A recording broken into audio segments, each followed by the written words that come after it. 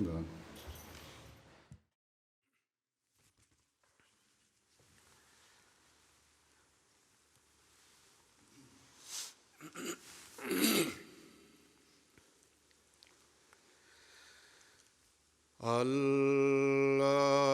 الله أكبر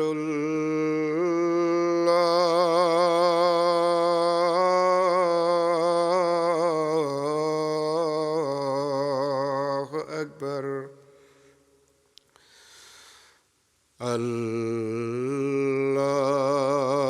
الله أكبر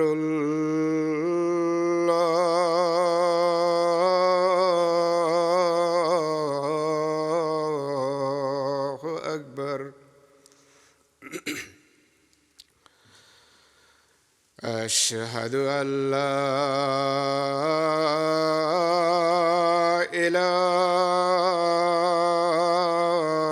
إله إلا الله أشهد أن لا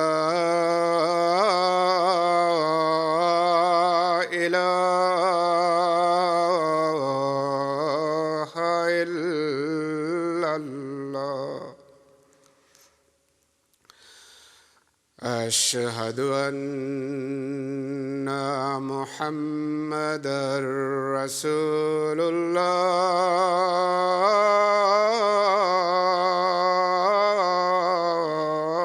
الله أشهد أن محمدًا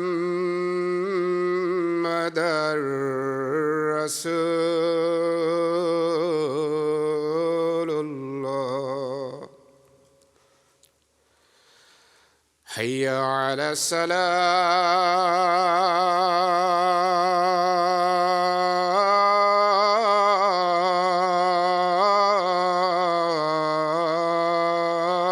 الصلاة حي على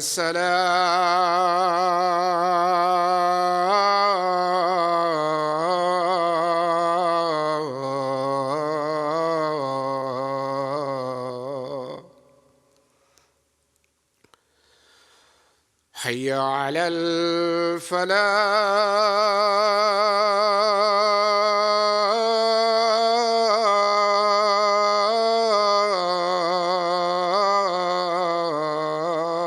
الفلاح حي على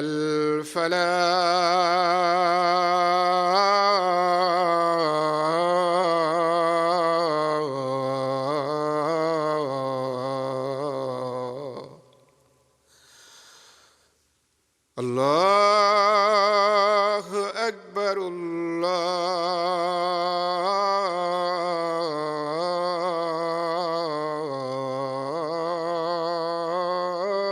الله أكبر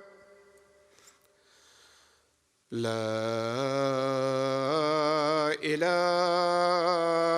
إله إلا الله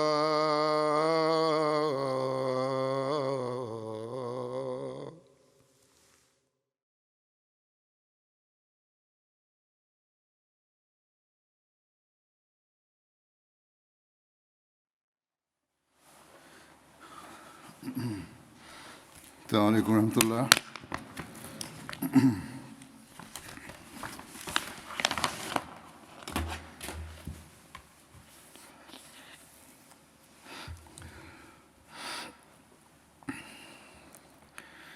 أشهد أن لا إله إلا الله وحده لا شريك له وأشهد أن محمدًا عبده ورسوله أما بعد فأعوذ بالله من الشيطان الرجيم بسم الله الرحمن الرحيم الحمد لله رب العالمين الرحمن الرحيم مالك يوم الدين إياك نعبد وإياك نستعين اهدنا الصراط المستقيم صراط الذين أنعمت عليهم غير المغضوب عليهم ولا الضالين.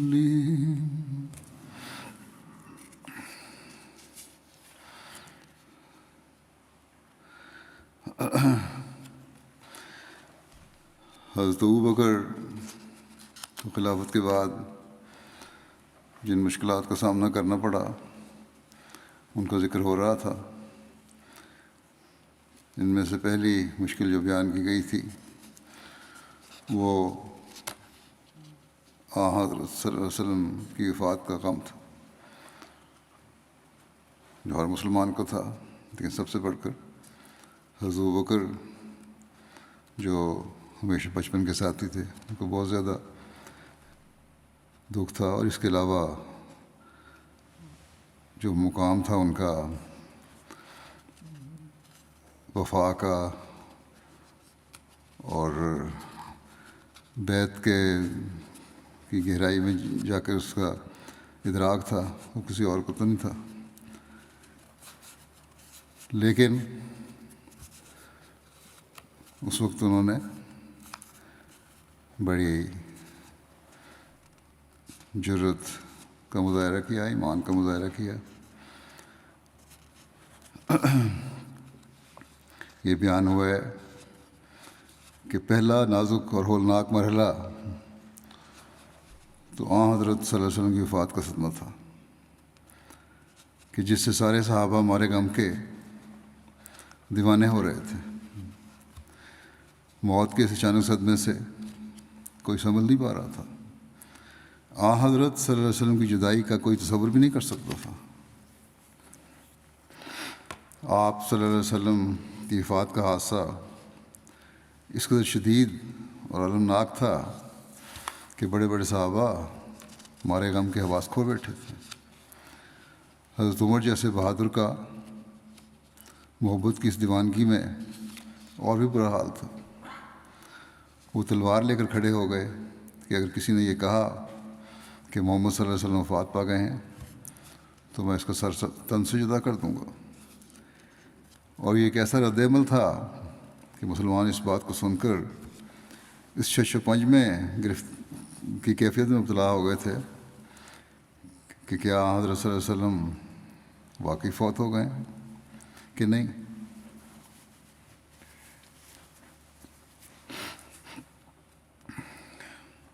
اور قریب تھا کہ یہ اشاق نبی اکرم صلی اللہ علیہ وسلم کی محبت میں توحید کے بنیادی سبب کو بھولتے ہوئے یہ کہنے لگ جاتے کہ نہیں، حضرت صلی اللہ علیہ وسلم کبھی فوت نہیں ہو سکتے اور نہ ہی فوت ہوئے ہیں.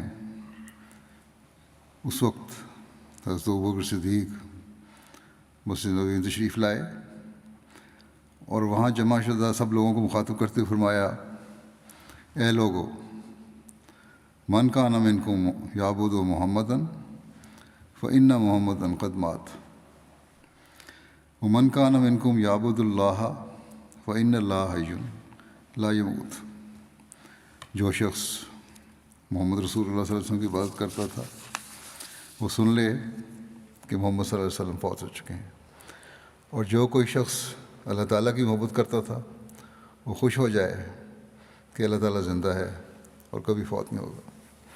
باوجود بے انتہا محبت کے جو حضرت صلی اللہ علیہ وسلم سے آپ کو تھی، جس کا کوئی مقابلہ ہی نہیں تھا، لیکن توحید کا درس آپ نے دیا. پھر فرمایا، وما محمد الا رسول قد خلت من قبلہ الرسل افإن مات او قتل انقلبتم علی اعقابکم. کہ محمد صلی اللہ علیہ وسلم صرف اللہ کے ایک رسول تھے اور آپ سے پہلے جتنے رسول گزرے ہیں سب فوت ہو چکے ہیں. پھر آپ کیوں نہ فوت ہوں گے؟ اگر آپ فوت ہو جائیں گے یا قتل کیے جائیں گے تو کیا تم اپنی ایڑیوں کے بل پھر جاؤ گے اور اسلام کو چھوڑ دو گے؟ اس طرح حضرت ابوبکر نے کمال ہمت اور حکمت سے اس وقت غم کی اس کیفیت میں صحابہ کی ڈھارس بندھائی اور غم کے مارے ان عشاق کے دلوں پر مرہم لگانے کا سبب بنے، اور دوسری طرف توحید کی لرزتی ہوئی عمارت کو سنبھالا دیا۔ حضرت اقدس مسیح علیہ السلام کے ارشاد کے مطابق آپ فرماتے ہیں کہ پھر وہ خیالات جو حضرت صلی اللہ علیہ وسلم کی زندگی کے بارے میں بعض صحابہ کے دل میں پیدا ہو گئے تھے، ایک عام جلسے میں قرآن شریف کی آیت کا حوالہ دے کر ان تمام خیالات کو دور کر دیا، اور ساتھ ہی اس غلط خیال کی بھی بیخبونی کر دی کہ جو حضرت مسیح کی حیات کی نسبت احادیث نبویہ میں پوری غور نہ کرنے کی وجہ سے بعض کے دلوں میں پایا جاتا تھا۔ دوسرا بڑا کام جو جب صدمہ جب پہنچا اور اس کو کس طرح آپ نے اس کو پر قابو پایا اور یا انجام دیا، دوسرا بڑا کام وہ ہے انتخاب خلافت کے وقت امت مسلمہ کو اتفاق کی لڑی میں، اتحاد کی لڑی میں پرونا۔ نبی اکرم صلی اللہ علیہ وسلم کی وفات کے بعد جو ایک دوسرا ممکنہ خدشہ پیدا ہوا وہ ثقیفہ بنو ساعدہ میں انصار کا اجتماع تھا، جہاں ابتدا میں تو گویا یوں لگتا تھا کہ انصار کسی طور سے بھی مہاجرین میں سے کسی کو اپنا امیر یا خلیفہ تسلیم کرنے کو تیار نہ ہوں گے،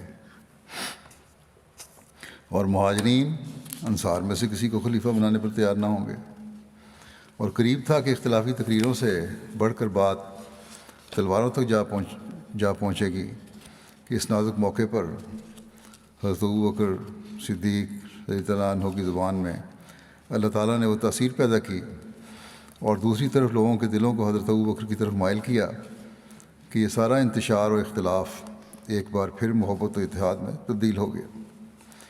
جیسا کہ حضرت اقدس مسیح موعود علیہ السلام فرماتے ہیں، اور جس طرح بنی اسرائیل حضرت موسیٰ کی وفات کے بعد یوشع بن نون کی باتوں کے شنوا ہو گئے اور کوئی اختلاف نہ کیا اور سب نے اپنی اطاعت ظاہر کی، یہی واقعہ حضرت ابوبکر رضی اللہ عنہ کو پیش آیا، اور سب نے حضرت صلی اللہ علیہ وسلم کی جدائی میں آنسو بہا کر دلی رغبت سے حضرت ابوبکر کی خلافت کو قبول کیا۔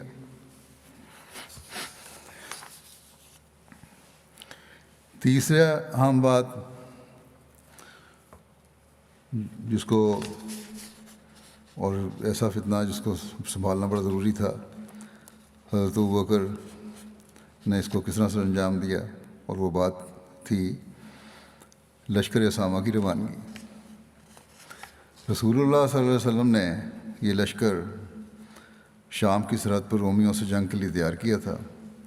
جنگ موتا اور غزوہ تبوک کے بعد آپ صلی اللہ علیہ وسلم کو خدشہ پیدا ہوا کہ کہیں اسلام اور مسیحیت کے بڑھتے ہوئے اختلاف اور یہود کی فتنہ انگیزی کے باعث اہل روم عرب پر حملہ نہ کر دیں۔ جنگ موتا میں حضرت زید، حضرت جعفر، حضرت عبداللہ بن رواحہ مسلمانوں کے 3 امیر یکے بعد دیگرے شہید ہوئے۔ موتا جو ہے وہ ایک شہر ہے جو اردن کے مشرق میں ایک زرخیز زمین میں واقع ہے۔ بہرحال اس بارے میں حضرت انس روایت کرتے ہیں کہ نبی کریم صلی اللہ علیہ وسلم نے لوگوں کو حضرت زید اور حضرت جعفر اور حضرت عبداللہ بن رواحہ کی موت کی خبر دی، بیشتر اس کے کہ لوگوں کے پاس اس سے متعلق کوئی خبر آئی۔ آپ صلی اللہ علیہ وسلم نے فرمایا، زید نے جھنڈا لیا اور وہ شہید ہوا، پھر جعفر نے پکڑا اور وہ بھی شہید ہو گئے، پھر ابن رواحہ نے جھنڈے کو پکڑا اور وہ بھی شہید ہو گئے، اور آپ کی آنکھیں آنسو بہا رہی تھیں۔ آخر اللہ کی تلواروں میں سے، پھر آپ نے فرمایا کہ آخر اللہ کی تلواروں میں سے ایک تلوار یعنی خالد بن ولید نے جھنڈا لیا، یہاں تک کہ اللہ نے اسے ان مخالفین پر فتح دی۔ اس کے بعد آپ صلی اللہ علیہ وسلم بنفس نفیس مسلمانوں کو ہمراہ لے کر جانب تبوک روانہ ہوئے، لیکن دشمن کو میدان میں نکل کر مسلمانوں کا مقابلہ کرنے کی جرأت نہ ہوئی، اور اس نے شام کے اندرونی علاقوں میں گھس کر مسلمانوں کے حملوں سے محفوظ ہونے میں اپنی خیریت سمجھی۔ ان غزوات کے باعث مسلمانوں کے متعلق رومیوں کے ارادے بہت خطرناک ہو گئے، اور انہوں نے عرب کی سرحد پر پیش قدمی کرنے کی تیاریاں شروع کر دیں۔ اسی وجہ سے رسول اللہ صلی اللہ علیہ وسلم نے اسامہ کو بطور پیش بندی شام روانہ ہونے کا حکم دیا تھا، اور ایک مقصد جنگ موتا کے شہیدوں کو بدلہ لینا بھی تھا۔ لشکر اسامہ کی تیاری رسول اللہ صلی اللہ علیہ وسلم کی وفات سے 2 روز قبل بروز ہفتہ مکمل ہوئی، اور اس کا آغاز آپ کی بیماری سے قبل ہو چکا تھا۔ آپ صلی اللہ علیہ وسلم نے ماہ سفر کے آخر میں رومیوں سے جنگ کی تیاری کا حکم دیا۔ حضرت اسامہ کو بلایا اور فرمایا، اپنے والد کی شہادت گاہ کی طرف روانہ ہو جاؤ اور انہیں گھوڑوں سے روند ڈالو، میں نے تم کو اس لشکر کا امیر مقرر کیا ہے۔ ایک اور روایت میں آتا ہے کہ نبی کریم صلی اللہ علیہ وسلم نے فرمایا، بلقاء اور داروم کو گھوڑوں کے ذریعے سے روند ڈالو، یعنی یہ لوگ ایسے ہیں جو جنگ کرنا چاہتے ہیں، ان سے اچھی طرح جنگ کرو۔ بلقاء جو ہے وہ ملک شام میں واقع ایک علاقہ ہے جو دمشق اور وادی القرا کے درمیان ہے۔ داروم مصر جاتے ہوئے فلسطین میں غزہ کے بعد ایک مقام ہے، اس کے بارے میں یہ تعارف لکھا ہے۔ بہرحال ملک شام کے لیے روانگی کا ارشاد کرتے ہوئے آپ نے فرمایا،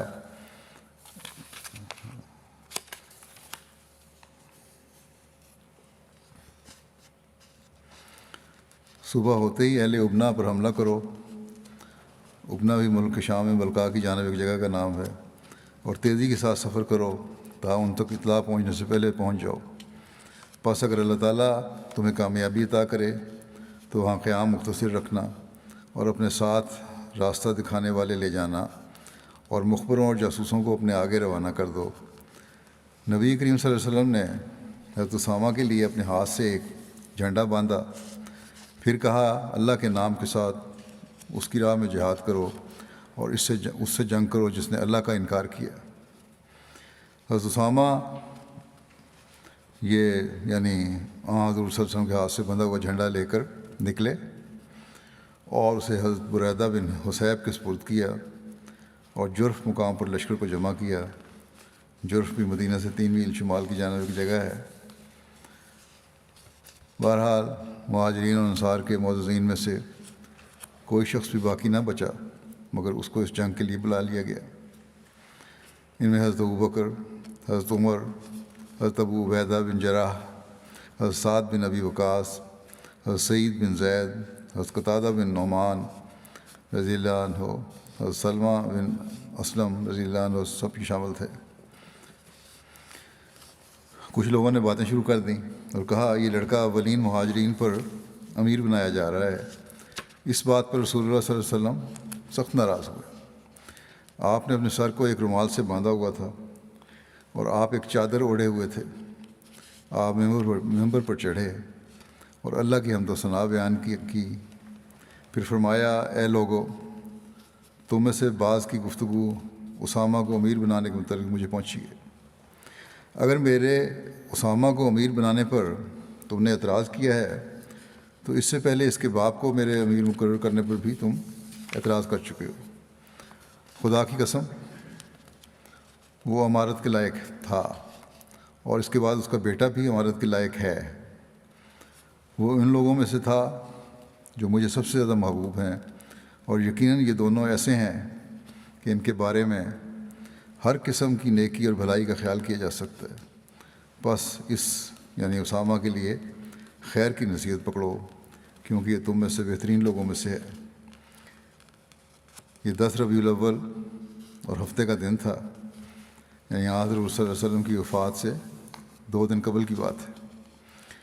وہ مسلمان جو حضرت اسامہ کے ساتھ روانہ ہو رہے تھے، وہ رسول اللہ صلی اللہ علیہ وسلم کو وداع کر کے جرف کے مقام پر لشکر میں شامل ہونے کے لیے چلے گئے۔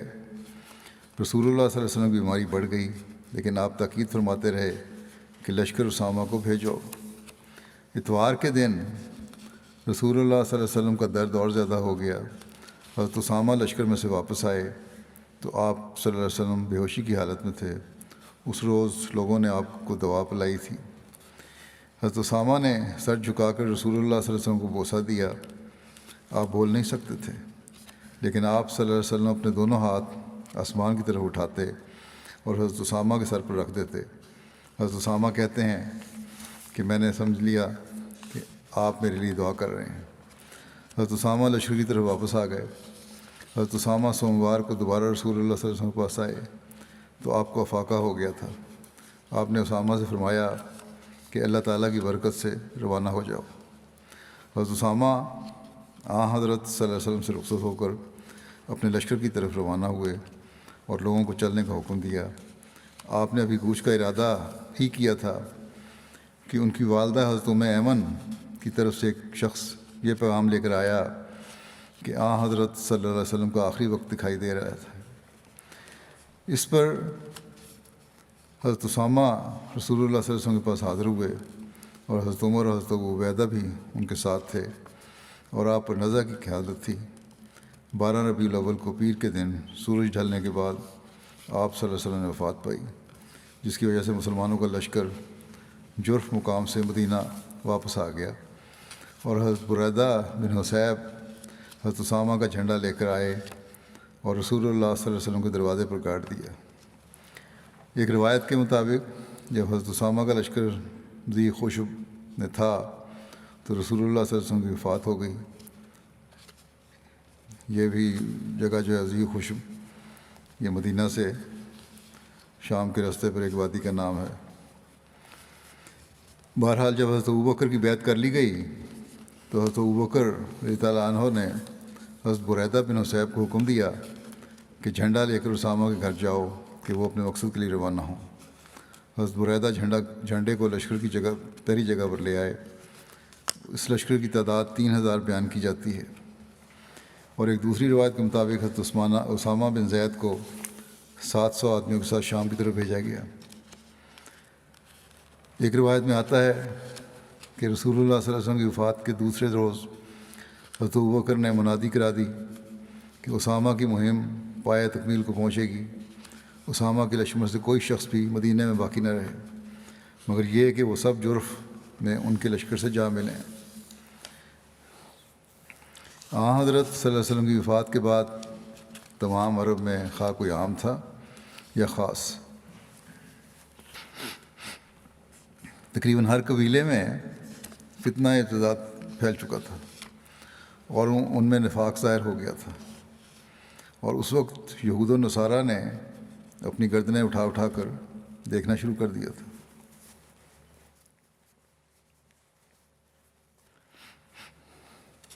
اور نبی صلی اللہ علیہ وسلم کی وفات اور مسلمانوں کی کم تعداد اور دشمن کی کثرت کے باعث ان کی حالت بارش والی ریت میں بھیڑ بکریوں کی مانند تھی، یعنی بالکل بے یار و مددگار تھے، اس طرح تھے۔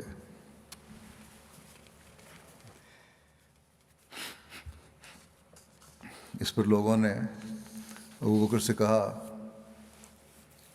کہ یہ لوگ صرف اسامہ کے لشکر کو ہی مسلمانوں کا لشکر سمجھتے ہیں، اور جیسا کہ آپ دیکھ رہے ہیں عربوں نے آپ سے بغاوت کر دی ہے، بس مناسب نہیں کہ آپ مسلمانوں کی اس جماعت کو اپنے سے الگ کر لیں، یعنی اسامہ کے لشکر کو بھیجیں۔ اس پر حضرت ابوبکر نے فرمایا، قسم ہے اس ذات کی جس کے ہاتھ میں میری جان ہے، اگر مجھے یقین ہو کہ درندے مجھے نوچ کھائیں گے تو بھی میں اسامہ کے لشکر کے بارے میں رسول اللہ کے جاری فرمودہ فیصلے کو نافذ کر کے رہوں گا۔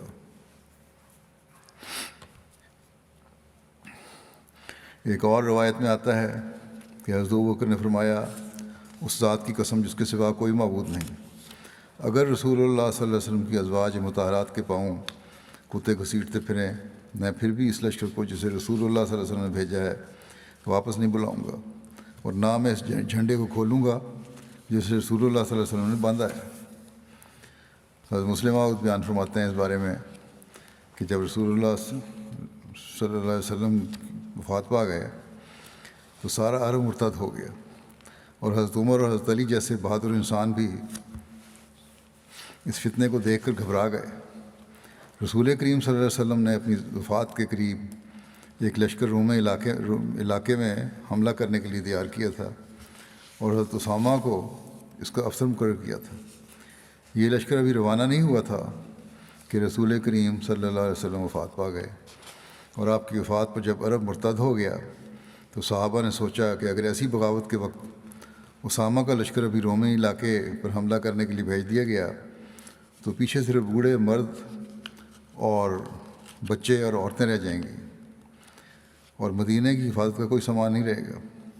چنانچہ انہوں نے تجویز کی کہ اکابر صحابہ کا ایک وفد حضرت ابوبکر کی خدمت میں جائے اور ان سے درخواست کرے کہ وہ اس لشکر کو بغاوت کے فروغ ہونے تک روک لیں۔ چنانچہ حضرت عمر اور دوسرے بڑے بڑے صحابہ آپ کی خدمت میں حاضر ہوئے اور انہوں نے یہ درخواست پیش کی۔ حضرت ابوبکر نے جب یہ بات سنی تو انہوں نے نہایت غصے سے اس وفد کو یہ جواب دیا کہ کیا تم چاہتے ہو کہ رسول کریم صلی اللہ علیہ وسلم کی وفات کے بعد ابو قحافہ کا بیٹا سب سے پہلا کام یہ کرے کہ جس لشکر کو رسول کریم صلی اللہ علیہ وسلم نے روانہ کرنے کا حکم دیا تھا اسے روک لے؟ پھر آپ نے فرمایا، خدا کی قسم، اگر دشمن کی فوجیں مدینہ میں گھس آئیں اور کتے مسلمان عورتوں کی لاشیں گھسیٹتے پھریں تب بھی میں اس لشکر کو نہیں روکوں گا جس کو روانہ کرنے کا رسول کریم صلی اللہ علیہ وسلم نے فیصلہ فرمایا تھا۔ یہ جرأت اور دلیری حضرت ابوبکر میں اسی وجہ سے پیدا ہوئی کہ خدا نے یہ فرمایا کہ محمد رسول اللہ ہے والذین معہ اشداء علی الکفار۔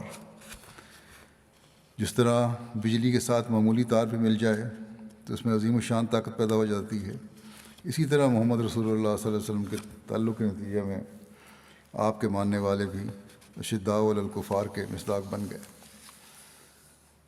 حضرت اقدس مسیح موعود علیہ الصلوۃ والسلام جیش اسامہ کی روانگی کی بابت اپنی تصنیف سر الخلافہ میں بیان فرماتے ہیں کہ ابن اسیر نے اپنی تاریخ میں لکھا ہے کہ جب رسول اللہ صلی اللہ علیہ وسلم کا وصال ہوا اور آپ کی وفات کی خبر مکے اور وہاں کے گورنر عتاب بن اسید کو پہنچی تو عتاب چھپ گیا اور مکہ لرز اٹھا اور قریب تھا کہ اس کے باشندے مرتد ہو جاتے، اور مزید لکھا ہے کہ عرب مرتد ہو گئے، ہر قبیلے میں سے عوام یا خواص نفاق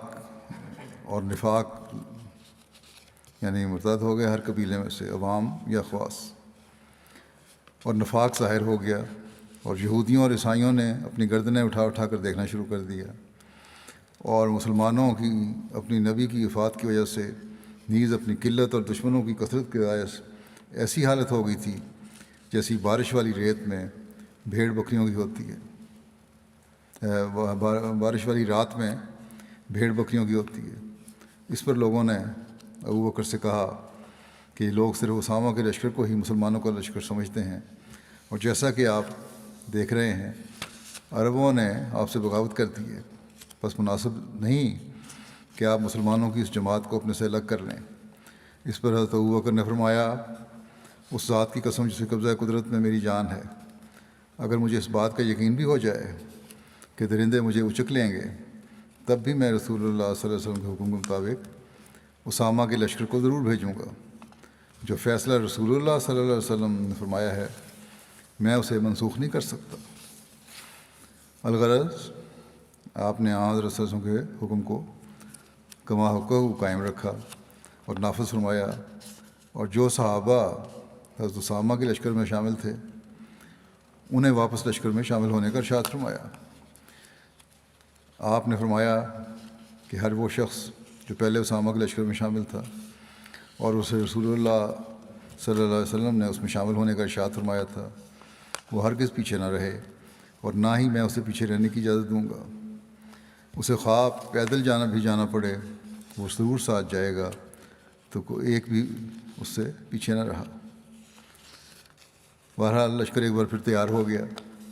بعض صحابہ نے حالات کی نزاکت کے باعث پھر مشورہ دیا کہ فی الحال اس لشکر کو روک لیا جائے۔ ایک روایت کے مطابق حضرت اسامہ نے حضرت عمر سے کہا کہ آپ حضرت ابوبکر کے پاس جا کر ان سے کہیں کہ وہ لشکر کی روانگی کا حکم منسوخ کر دیں،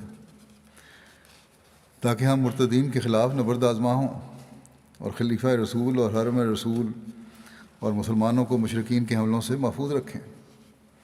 حضرت اسامہ کے لشکر میں شامل کچھ انصار نے حضرت عمر سے یہ بھی کہا کہ خلیفہ رسول اللہ صلی اللہ علیہ وسلم حضرت ابوبکر اگر لشکر کو روانہ کرنے پر ہی مصر ہوں تو انہیں ہماری طرف سے یہ پیغام دیں اور یہ مطالبہ کریں کہ وہ کسی ایسے شخص کو لشکر کا سردار مقرر کر دیں جو عمر میں اسامہ سے بڑا ہو۔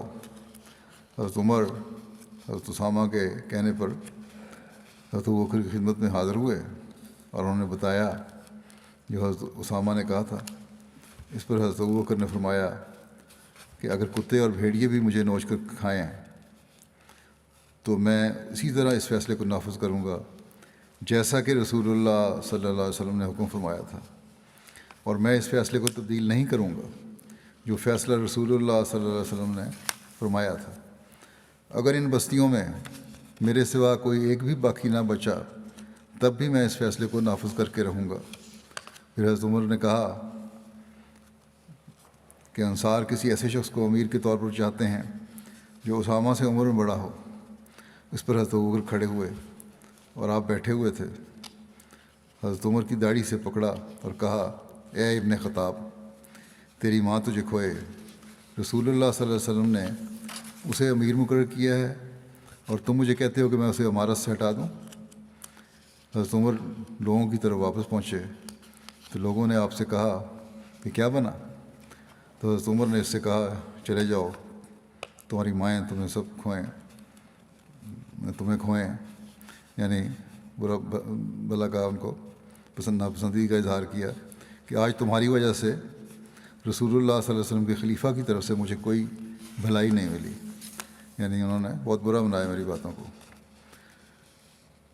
جب حضرت ابوبکر کے حکم کے مطابق جیش اسامہ جرف کے مقام پر اکٹھا ہو گیا تو حضرت ابوبکر وہاں خود تشریف لے گئے اور آپ نے وہاں جا کر لشکر کا جائزہ لیا اور اس کو ترتیب دی۔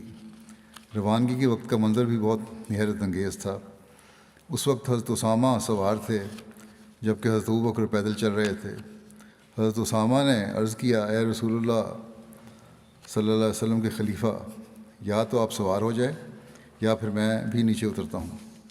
اس پر حضرت ابوبکر نے فرمایا، بخدا نہ ہی تم نیچے اترو گے اور نہ ہی میں سوار ہوں گا، اور مجھے کیا ہے کہ میں اپنے دونوں پیر اللہ کی راہ میں ایک گھڑی کے لیے گرد آلود نہ کر لوں، کیونکہ غزوہ میں شامل ہونے والا جب کوئی قدم اٹھاتا ہے تو اس کے لیے اس کے بدلے میں 700 نیکیاں لکھی جاتی ہیں اور اس کو 700 درجے بلندی دی جاتی ہے اور اس کی 700 برائیاں ختم کی جاتی ہیں۔ پھر حضرت ابوبکر نے حضرت اسامہ سے کہا، اگر آپ مناسب سمجھیں تو حضرت عمر کو میرے کاموں میں معاونت کے لیے چھوڑ دیں۔ تو حضرت اسامہ نے اجازت دے دی۔ اس کے بعد حضرت عمر جب بھی حضرت اسامہ سے ملتے، یہاں تک کہ خلیفہ منتخب ہونے کے بعد بھی، تو آپ کو مخاطب ہو کر کہتے کہ السلام علیکہ ایھا الامیر۔ حضرت عمر کے قافلے میں شامل تھے، اس لیے اس وقت ان کے امیر تھے، تو حضرت عمر یہ کہا کرتے تھے کہ اے امیر السلام علیکم۔ حضرت اسامہ کہتے ہیں، حضرت اسامہ جواب دیا کرتے تھے، غفر اللہ لک یا امیر المومنین، کہ اے امیر المومنین، اللہ تعالیٰ آپ سے مغفرت کا سلوک فرمائے۔ بہرحال آگے ذکر ہے کہ سب سے آخر پر لشکر کو خطاب فرماتے ہوئے حضرت ابوبکر صدیق نے فرمایا کہ میں تم کو 10 باتوں کی نصیحت کرتا ہوں۔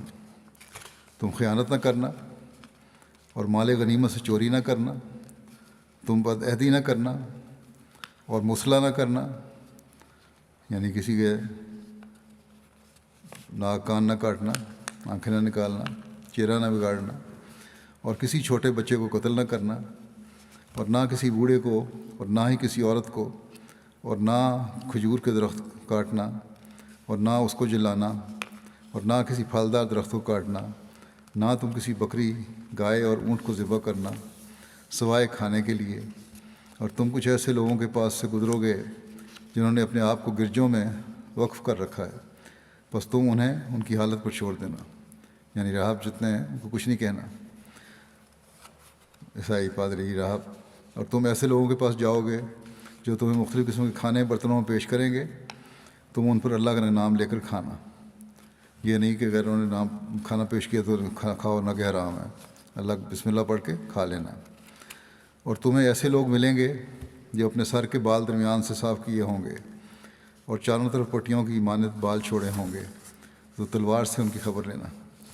یہ لوگ جو ہیں اس بارے میں مختلف روایتیں ہیں.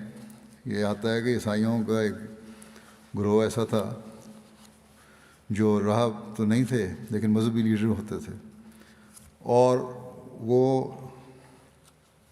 مسلمانوں کے خلاف جنگ کے لیے بھڑکاتے رہتے تھے اور حصہ بھی لیتے تھے جنگ میں. اس لیے آپ نے یہ تو فرمایا کہ جو راہب ہیں، جو گرجوں کے اندر ہیں، ان کو کچھ نہیں کہنا، ان سے نہیں لڑنا، لیکن ایسے لوگ اور ان لوگوں کے پیچھے چلنے والے جو لوگ ہیں ان سے بہرحال جنگ کرنی ہے، کیونکہ یہ لوگ جنگ کرنے والے بھی ہیں اور جنگ کے لیے بھڑکانے والے بھی ہیں. فرمایا کہ اللہ کے نام سے روانہ ہو جاؤ، اللہ تمہیں ہر قسم کے زخم سے اور ہر قسم کی بیماری اور طاعون سے محفوظ رکھے. پھر حضرت ابوبکر نے اسامہ سے فرمایا کہ رسول اللہ صلی اللہ علیہ وسلم نے جو تمہیں کرنے کا حکم دیا تھا وہ سب کچھ کرنا. رسول اللہ صلی اللہ علیہ وسلم کے احکام کی بجاوری میں کسی قسم کی کوتاہی نہ کرنا. اس کے بعد حضرت ابوبکر حضرت عمر کو ساتھ لے کر مدینہ تشریف لے آئے. حضرت ابوبکر نے اسامہ بن زید کے لشکر کو ربیع الاول 11 ہجری کے آخر میں روانہ فرمایا، اور ایک روایت کے مطابق انہیں یکم ربیع الثانی 11 ہجری کو روانہ فرمایا. حضرت اسامہ 20 راتوں کا سفر طے کر کے اہل ابنا کے پاس پہنچے اور ان پر اچانک حملہ کر دیا، اور مسلمانوں کا شعار یا منصور و امد تھا، یعنی اے منصور مار دو، یعنی جو بھی مقابلہ کرنے آیا ہے اسے مارو، جو ان کے سامنے آیا اسے قتل کر دیا، اور جس پر قابو پا لیا اسے قیدی بنا لیا. حضرت اسامہ نے ان کے میدانوں میں اپنے گھوڑ سواروں کو گشت کرایا. اس روز جو کچھ انہیں مال غنیمت ملا اسے سنبھالنے میں مصروف رہے. حضرت اسامہ اپنے والد کے صبح نامی گھوڑے پر سوار تھے، اور انہوں نے حملہ کر کے اپنے والد کے قاتل کو بھی قتل کر دیا. جب شام ہو گئی تو حضرت اسامہ نے لوگوں کو کوچ کا حکم دیا اور اپنی رفتار تیز کر دی. آپ 9 راتوں میں وادی القرا پہنچ گئے، اور آپ نے خوشخبری دینے والوں کو مدینہ روانہ کیا کہ وہ لشکر کی سلامتی کی خبر دے. اس کے بعد انہوں نے روانگی کا قصد کیا اور 6 راتوں میں مدینہ پہنچ گئے. اس مارکے میں مسلمانوں کا کوئی آدمی بھی شہید نہیں ہوا. جب یہ کامیاب اور فاتح لشکر مدینہ پہنچا تو حضرت ابوبکر مہاجرین اور اہل مدینہ کے ساتھ لشکر کی سلامتی پر خوش ہوتے ہوئے ان کو ملنے کے لیے باہر نکلے.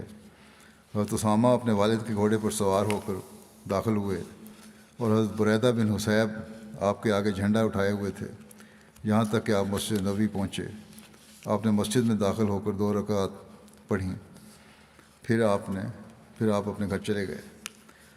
متفرق روایات کے مطابق یہ لشکر 40 سے لے کر 70 روز تک باہر رہنے کے بعد مدینہ واپس پہنچا تھا. لکھا ہے کہ غالباً یہ حضرت صلی اللہ علیہ وسلم سے حضرت ابوبکر کی محبت کا سبب تھا کہ اسامہ کے جس جھنڈے کو حضرت صلی اللہ علیہ وسلم نے خود اپنے ہاتھ سے گرہ لگائی تھی، حضرت ابوبکر نے فرمایا تھا کہ یہ کیسے ہو سکتا ہے کہ ابن ابو قحافہ اس جھنڈے کی گرہ کھول دے جو نبی اکرم صلی اللہ علیہ وسلم نے خود اپنے ہاتھ سے لگائی. چنانچہ لشکر اسامہ کی واپسی پر اس جھنڈے کی گرہ نہ کھولی گئی، اور وہ جھنڈا بعد میں بھی حضرت اسامہ کے گھر میں ہی رہا یہاں تک کہ حضرت اسامہ کی وفات ہو گئی. لشکر اسامہ کے اثرات کے بارے میں لکھا ہے کہ اس کے لشکر کے بہت ہی اہم اور دوررس اثرات ظاہر ہوئے. ایک تو یہ کہ وہ سب لوگ جو کہ پہلے بہت شدت سے قائل تھے کہ حالات کا تقاضا ہے کہ لشکر اسامہ کو ابھی نہیں بھیجنا چاہیے، وہ جان گئے کہ خلیفہ کا فیصلہ کتنا بروقت اور مفید تھا، اور وہ جان گئے کہ حضرت ابوبکر بہت ہی عمیق نظر اور فہم و فراست کے حامل تھے. نمبر 2 یہ کہ اس لشکر کی روانگی سے قبائل عرب میں مسلمانوں کی دھاک بیٹھ گئی اور وہ سوچنے لگے کہ اگر مسلمانوں کے پاس قوت نہ ہوتی تو لشکر روانہ نہ کرتے. یہ کافی ان پر اس کا روپ پڑا. تیسری بات یہ کہ عرب کی سرحدوں پر نظریں لگائے غیر ملکی قوتیں، خاص طور پر رومیوں پر مسلمانوں کا روپ طاری ہو گیا. رومی کہنے لگے یہ کیسے لوگ ہیں کہ ایک طرف تو ان کا نبی فوت ہو رہا ہے اور پھر بھی یہ ہمارے ملک پر حملہ آور ہو رہے ہیں. مشہور برطانوی ماہر تعلیم اور مستشرق سر تھامس واکر آرنل لشکر اسامہ کے بارے میں لکھتا ہے. اس کا ترجمہ یہ ہے کہ محمد صلی اللہ علیہ وسلم کی وفات کے بعد ابو بکر نے لشکر اسامہ کو روانہ کیا، جسے شام کی طرف بھیجنے کا نبی کریم صلی اللہ علیہ وسلم نے عزم کر رکھا تھا.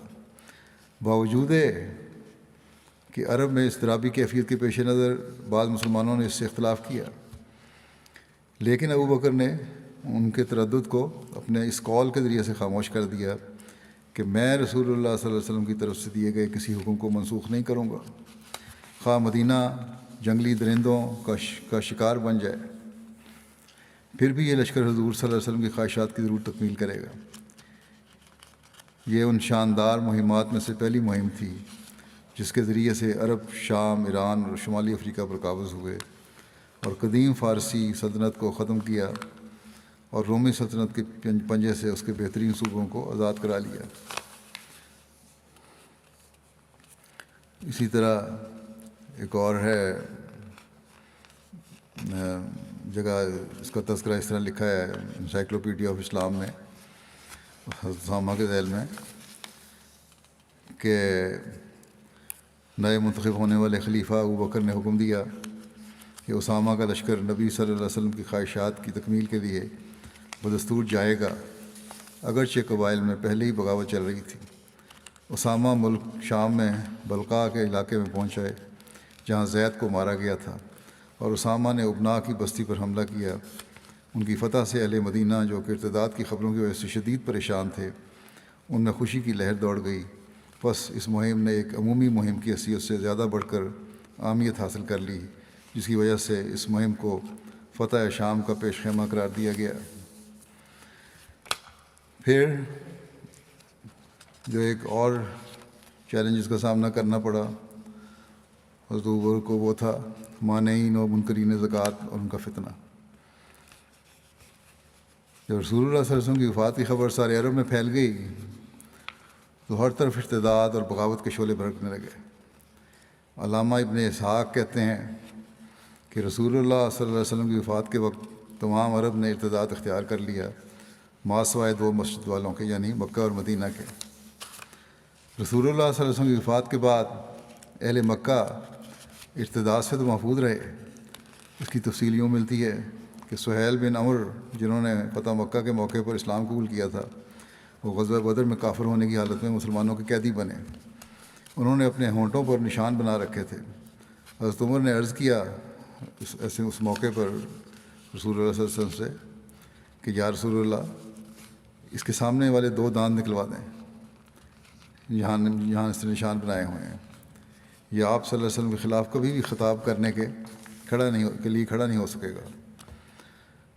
آپ صلی اللہ علیہ وسلم نے فرمایا اے عمر، اسے چھوڑ دو، قریب ہے کہ یہ ایسے مقام پر کھڑا ہو کہ تم اس کی تعریف کرو. حضرت عمر تو اس کو سزا دلانا چاہتے تھے. آپ صلی اللہ علیہ وسلم نے کہا نہیں، کچھ نہیں کہنا. ایک موقع آئے گا جب یہ اس مقام پہ کھڑا ہوگا اور ایسی باتیں کرے گا کہ تم تعریف کرو گے اس کی. بہرحال وہ کہتے ہیں کہ یہ مقام اس وقت آیا جب رسول اللہ صلی اللہ علیہ وسلم کی وفات ہوئی تو مکے والے متزلزل ہو گئے. جب قریش نے اہل عرب کو مرتد ہوتے دیکھا اور حضرت عتاب بن اسید اموی جو کہ نبی کریم صلی اللہ علیہ وسلم کی طرف سے اہل مکہ پر امیر مقرر تھے، وہ چھپ گئے، تو اس وقت حضرت سہیل بن عمر خطاب کرتے ہوئے کھڑے ہوئے اور کہا اے قریش کے گروہ، آخر میں اسلام لا کر سب سے پہلے ارتداد اختیار کرنے والے نہ بننا. خدا کی قسم یہ دین اسی طرح پھیلے گا جس طرح کہ چاند اور سورج طلوع سے غروب تک پھیلتے ہیں.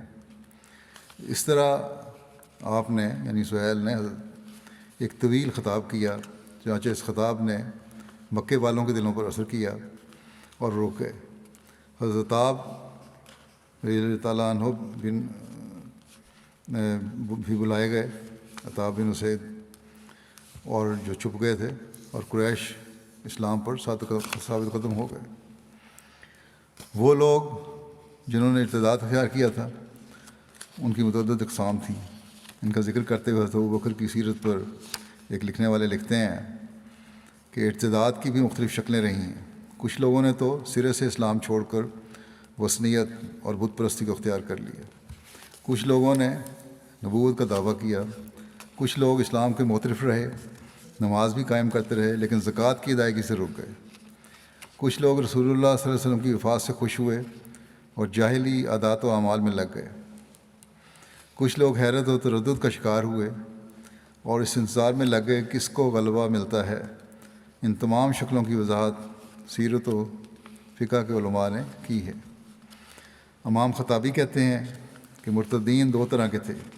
ایک تو وہ جو دین سے مرتد ہوئے، ملت کو چھوڑا اور کفر کی طرف لوٹ گئے۔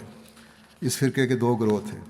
ایک گروہ ان لوگوں کا تھا جو مسلمہ کذاب اور اسود انسی پر ایمان لائے، ان کی نبوت کی تصدیق کی اور رسول اللہ صلی اللہ علیہ وسلم کی نبوت کا انکار کیا۔ دوسرا گروہ ان لوگوں کا تھا جو دین اسلام میں مرتد ہوئے، شرعی احکام کا انکار کیا، نماز و زکوٰۃ وغیرہ جیسے امور کے تارک ہو کر جاہلی دین کی طرف لوٹ گئے۔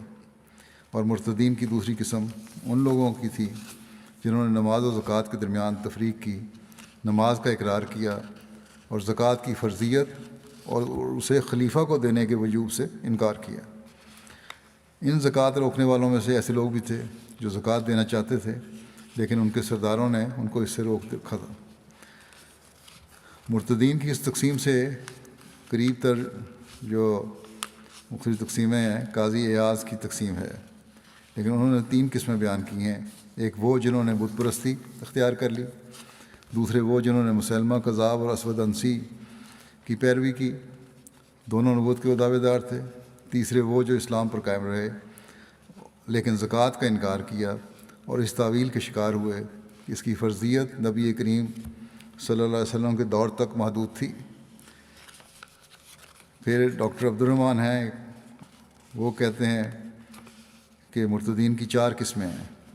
ایک وہ جو بت پرستی میں لگ گئے، دوسرے وہ جنہوں نے جھوٹے مدعیان نبوت، اسود انسی، مسلمہ کذاب اور سجاح کی اتباع کی، اور تیسرے وہ جنہوں نے وجوب زکوٰۃ کا انکار کیا، اور چوتھے وہ جنہوں نے وجوب زکوٰۃ کا تو انکار نہ کیا لیکن ابو بکر رضی اللہ عنہ کو دینے سے انکار کیا۔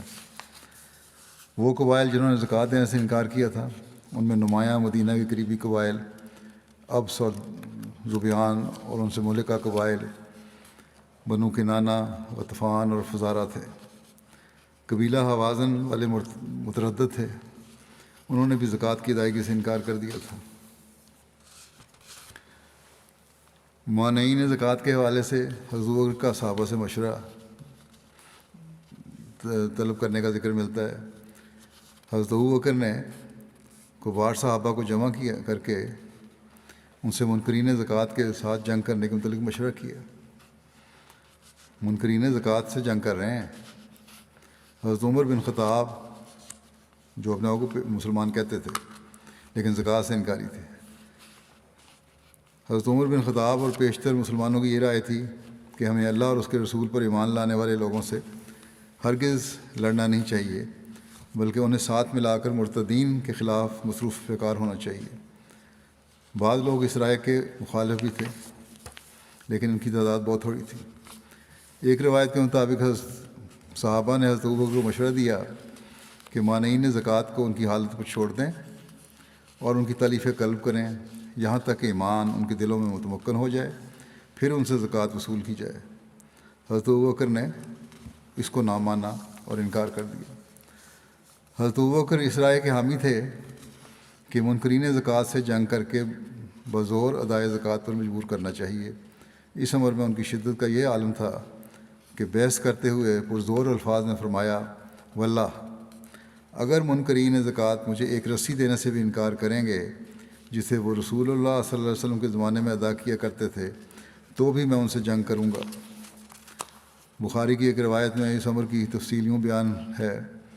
ابو ہریرہ بیان کرتے ہیں کہ حضرت عمر نے کہا کہ آپ لوگوں سے کیسے لڑیں گے، جبکہ رسول اللہ نے فرمایا ہے کہ امرت ان اقاتل الناس حتی یقولوا لا الہ الا اللہ ومن قالها فقد سمع منی مالہ و نفسہ الا بحقہ وحسابہ علی اللہ۔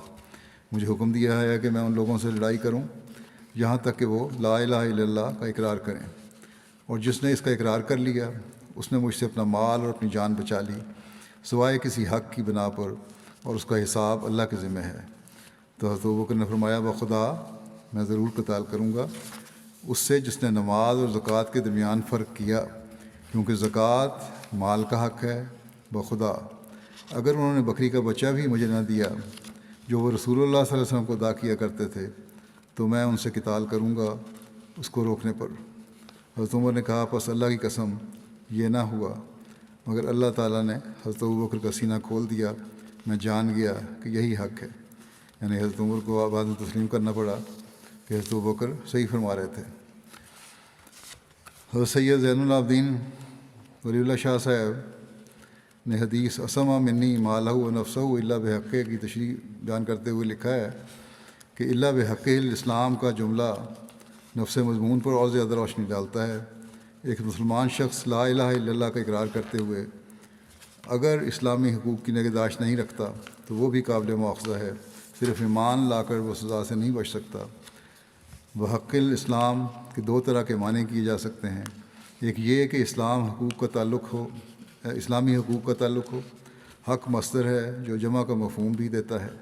دوسرے یہ معنی ہے کہ جہاں اسلام ان مالوں اور جانوں کے لینے کو ضروری قرار دیتا ہے، حق الامر اثبتہ اوجبہ، یعنی اس کو ضروری قرار دیا ہے، یہ متعدی کے معنوں میں بھی استعمال ہوتا ہے۔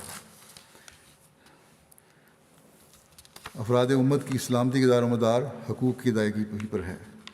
جس طرح ٹیکس کی عدم ادائیگی بغاوت اور مستوجب سزا ہے، اسی طرح زکوٰۃ کی عدم ادائیگی بھی۔ حضرت عمر نے پہلے حضرت ابوبکر سے اتفاق نہیں کیا، مگر جب الا بحق ہی کے الفاظ سے ان کا استدلال سنا تو ان کی رائے تسلیم کی۔ اس واقعے سے ظاہر ہے کہ صرف زبان سے لا الہ الا اللہ کہہ دینا عمل صالح نہ ہونے کی حالت میں قطعاً کوئی حقیقت نہیں رکھتا۔ اس باب کا عنوان یہ آیت ہے فَإِن تَابُوا وَأَقَامُوا الصَّلَاةَ وَآتَوُا الزَّكَاةَ فَخَلُّوا سَبِيلَهُمْ۔ اس صورت میں مذکورہ والا آیت کا مضمون دہراتے ہوئے اللہ تعالیٰ فرماتا ہے فَإِن تَابُوا وَأَقَامُوا الصَّلَاةَ وَآتَوُا الزَّكَاةَ فَإِخْوَانُكُمْ فِي الدِّينِ، یعنی اگر توبہ کر لیں اور نماز قائم کریں اور زکوٰۃ دیں تو وہ دین میں تمہارے بھائی ہیں، ان سے تعارض نہ کیا جائے۔ ان الفاظ سے ثابت ہوتا ہے کہ ان تین باتوں میں سے کوئی ایک بات ترک کرنے والا مسلمان نہیں۔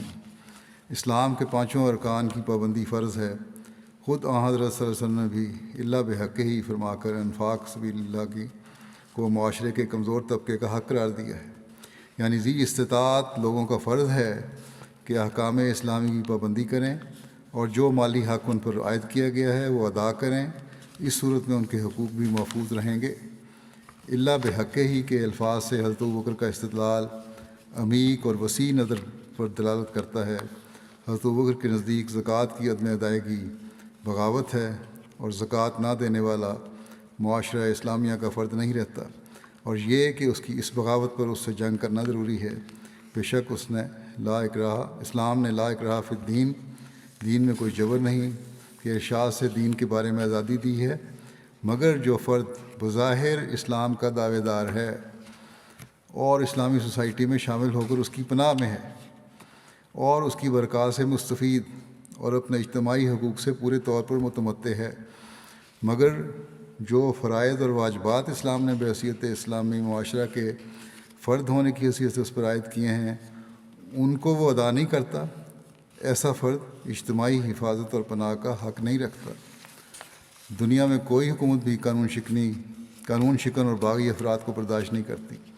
اسلامی نظام زکوٰۃ و صدقات کا تعلق دراصل معاشرے سے ہے، نہ کسی ایک فرد سے۔ اس کے نتائج اور اثرات کا تعلق بھی معاشرے ہی سے ہے، فرد سے نہیں۔ ایک روایت کے مطابق اس موقع پر حضرت عمر نے عرض کیا کہ اے خلیفہ رسول صلی اللہ علیہ وسلم، لوگوں کے ساتھ تلیف قلب اور نرمی کا سلوک کریں۔ اس پر حضرت ابوبکر نے حضرت عمر سے فرمایا، حضرت عمر کو، کہ جاہلیت میں تو تم بڑے بہادر تھے اور اسلام میں اب اس طرح بزدلی کا مظاہرہ کر رہے ہو۔ بہرحال مانعین زکوٰۃ کے رویے سے ان کے ساتھ جنگ اور اس کے کیا نتائج اپنے اور غیروں پر ظاہر ہوئے، اس بارے میں انشاءاللہ آئندہ بیان ہوگا۔ آج پھر میں جو دنیا کے موجودہ حالات ہیں اس بارے میں کہنا چاہتا ہوں۔ دعا کریں اللہ تعالیٰ دونوں طرف کی حکومتوں کو عقل اور دے، سمجھ دے، اور انسانیت کا خون کرنے سے لوگ باز آ جائیں۔ ساتھ ہی یہ جنگ جو ہے، ہمیں مسلمانوں کو بھی سبق لینا چاہیے کہ کس طرح یہ لوگ ایک ہو گئے ہیں، لیکن مسلمان باوجود ایک کلمہ پڑھنے کے کبھی ایک نہیں ہوتے۔ ایک ملک تباہ کیا، عراق تباہ کروایا، سیریا تباہ کرایا، یمن کو تباہی ہو رہی ہے، اور غیروں سے کرواتے ہیں اور خود بھی کر رہے ہیں، بجائے اس کے کہ ایک ہوں۔ کم از کم یہ اکائی کا سبق ہی ان لوگوں سے سیکھ لیں یہ مسلمان۔ اللہ تعالیٰ مسلم قوم پہ بھی رحم کرے، مسلمانوں پہ بھی رحم کرے، امت مسلمہ پر رحم کرے، اور یہ اسی صورت میں ہو سکتا ہے جب یہ لوگ زمانے کے امام کو ماننے والے بھی ہوں، اور جو اسی مقصد کے لیے اللہ تعالیٰ نے اس زمانے میں بھیجا ہے۔ اللہ تعالیٰ عقل اور سمجھ دے، اور ساتھ ہی جہاں یہ اپنی حالتیں درست کرنے والے ہوں وہاں دنیا کے لیے دعا بھی کریں، اور اپنے وسائل اور ذرائع استعمال کر کے دنیا کو جنگوں سے روکنے والے بھی ہوں۔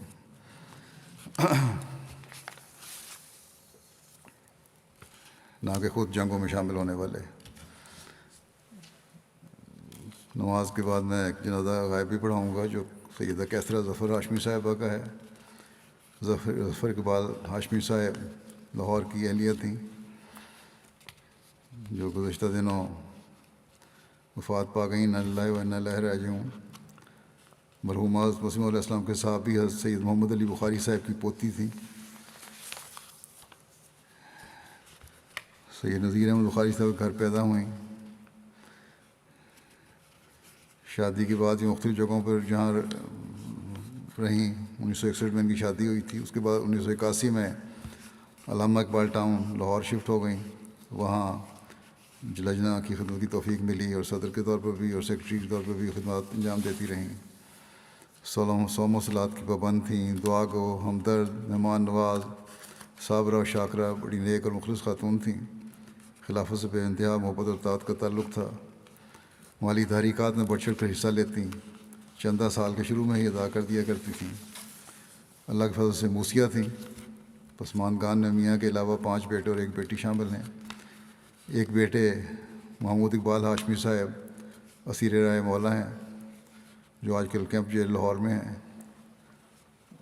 ان کو جیل سے نکلنے کی اجازت نہیں ملی، لیکن بہرحال یہ نرمی کا سلوک کیا انتظامیہ نے کہ والدہ کی میت کو جیل لے جا کر انہیں والدہ کا آخری دیدار کروا دیا۔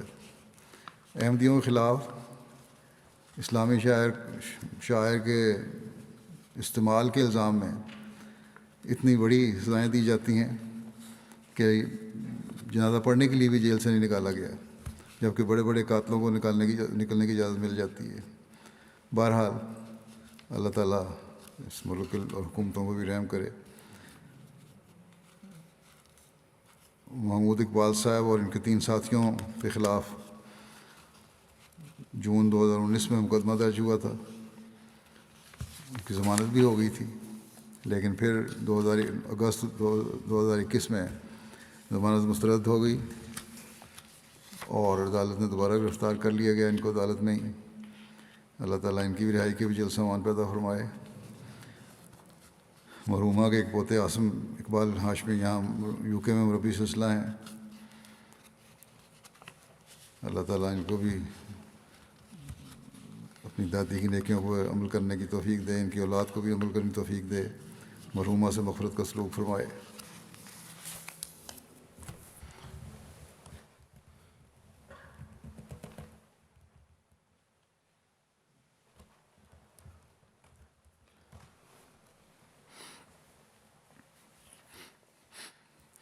الحمد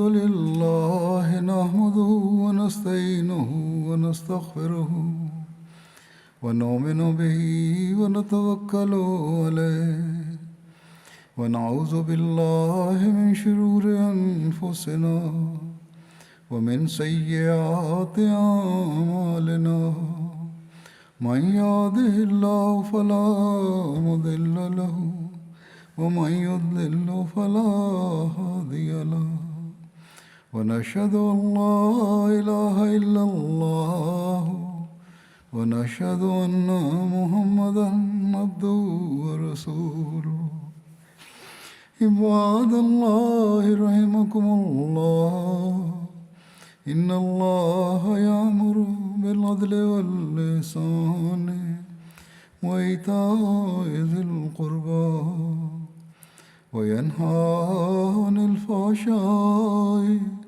والمنكر والبغي يعظكم لعلكم تذكرون اذكروا الله يذكركم وادعوه يستجب لكم ولذكر الله أكبر